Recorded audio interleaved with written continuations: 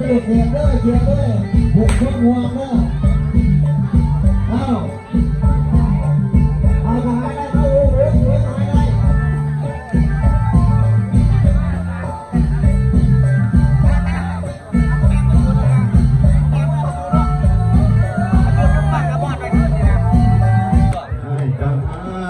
ไอ้พวกเอาคุดตอนนี้ยังทันเนี่ยคุดตอนนี้ยังทันผมไม่ตาหรอกเนี่ยมันโมบิกินโดมเนาะจะบอกทำแย่มาใส่มันหลวมไม่ได้เอาโจ๊กมาใส่นี่รถ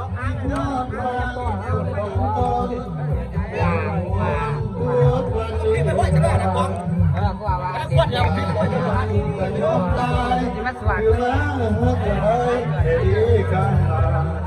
ว่าวันนี้เป็นหัวกระยำของข้า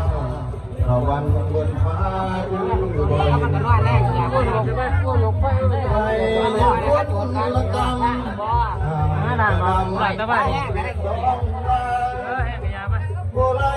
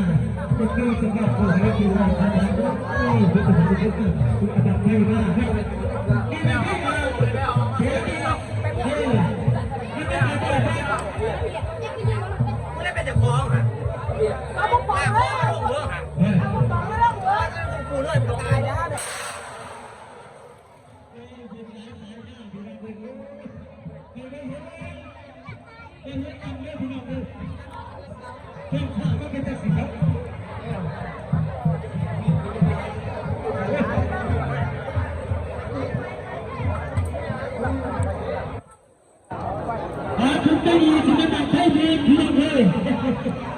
ไม่จากมาท่านเดียวก็มาไม่ออกท่านไม่จากมาท่านเดียวไม่จับพี่น้องเลย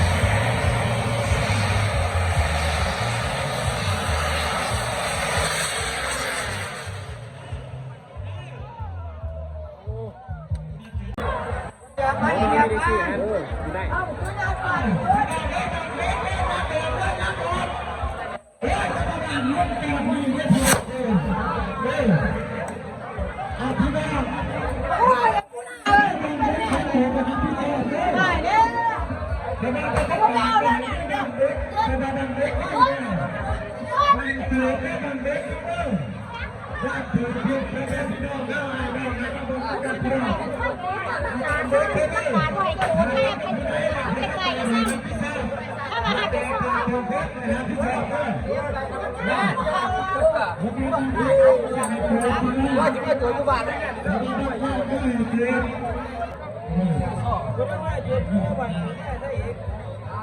เบาเรื่องนั้นนี่ก็